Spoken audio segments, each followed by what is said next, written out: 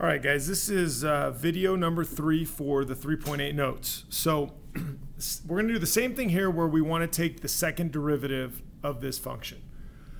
In this case, what can be helpful is to recognize that we can reduce this expression. We've got 4x squared plus 4y squared equals 16. All of those can be reduced by 4. So I'm going to rewrite this simply as x squared plus y squared equals 4. And that's going to make it a little bit easier for us to go about taking the derivative.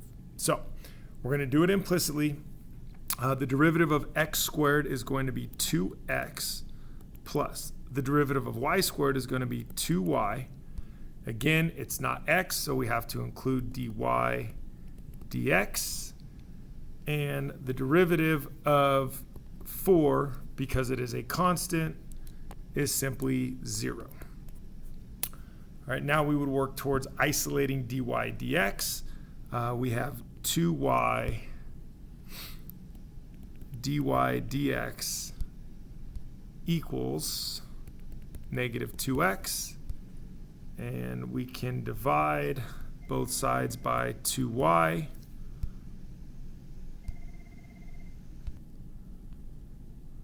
All right, so when we divide by 2y, we're going to get negative 2x over 2y. And we would simplify that to dy dx is equal to negative x over y. But again, as we're taking the second derivative in this situation, so we want to do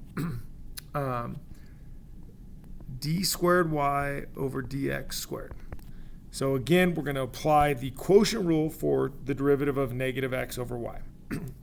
So the derivative of negative x is going to be negative 1 times y minus the derivative of y is going to be 1 dy dx. So we're going to get negative x dy dx from that over, oops, trying to change color, over denominator squared. All right, again, we start working on simplifying this down, and what we have is negative y plus x times, we're going to replace dy dx with negative x over y over y squared. Kind of running out of room, but as we simplify this, the next step, get a different color so it separates. So we've got negative y, and then you're going to have minus x squared over y, and then that whole thing is divided by y squared. So we run into that same situation again where we have, if we want to combine like terms on in the numerator, we're going to get negative y squared minus x squared over y divided by y squared. But again, dividing by y squared is the same as multiplying by 1 over y squared. So we have negative y squared minus x squared over y cubed.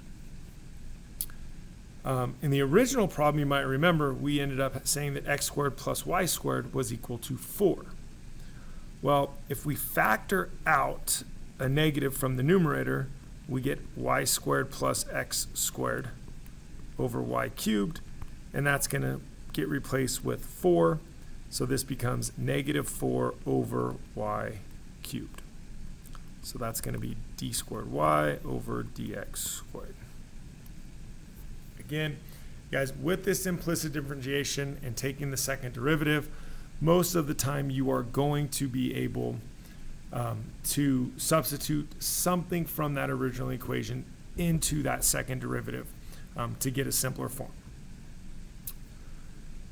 All right, we've got a couple more examples to do. So we've got find the equation of the tangent line at the given point. Also find the equation of the normal line. All right, so we're going to do tangent line and normal line. In both cases, we need slope and a point. Luckily, we have a point, but we're going to need to find the slope. The slope of the tangent line comes from the derivative. So we need to know what is dy dx. at the point 2, negative 2. So looking at the equation, we're going to have to take the derivative implicitly. For 3xy squared, we are going to have to apply the product rule. So the derivative of 3x is 3, and then times y squared plus, and then what's going to happen here is you're going to take the derivative of y squared, which is going to be 2y dy dx. And then that's going to be multiplied by 3x. And that's going to equal the derivative of 6x squared, which is 12x.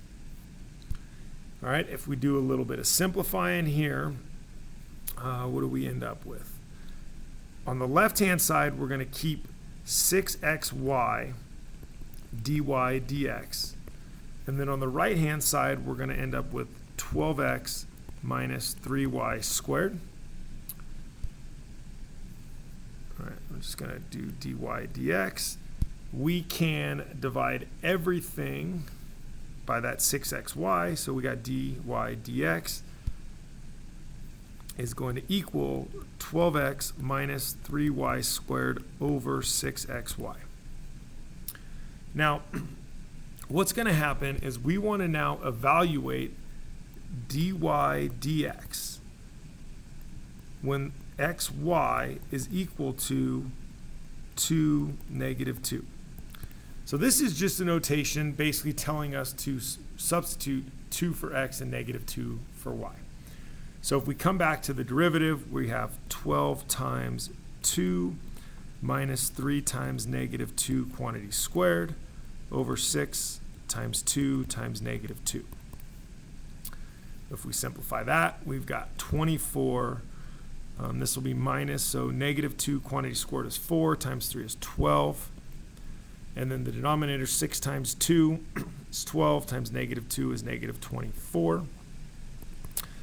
12 over negative 24 is negative 1/2.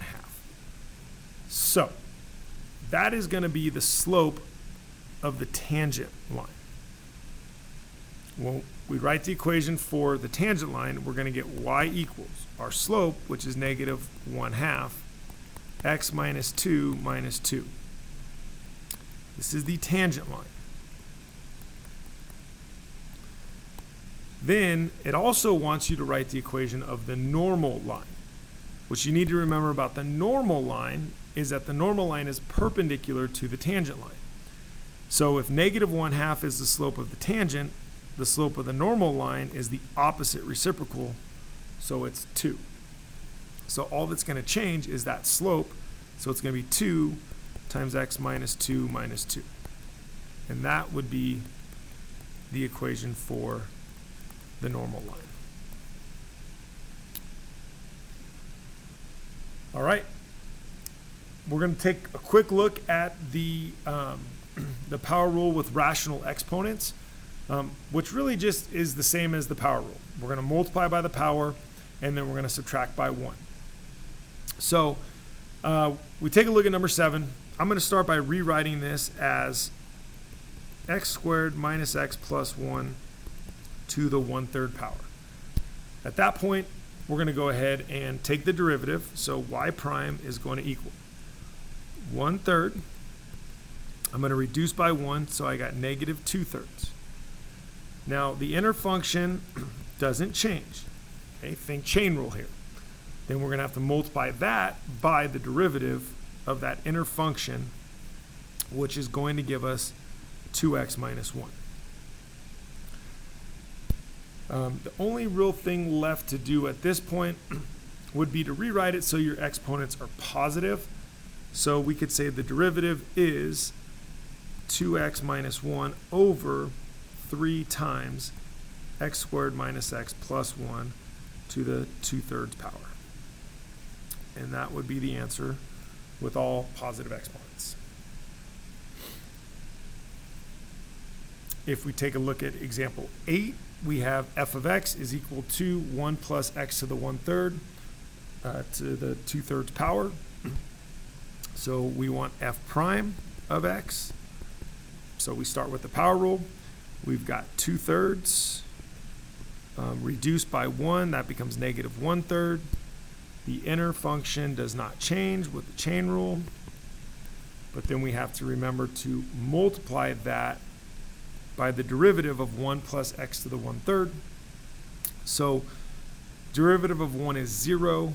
Then here we get 1/3 x to the negative 2/3. And what we could do is we could work to simplify this down a little bit. Let's see, we've got 2/3 times 1/3, so that's going to be 2/9. Then we have 1 plus x to the 1/3 to the 1/3, and then times x to the 2/3.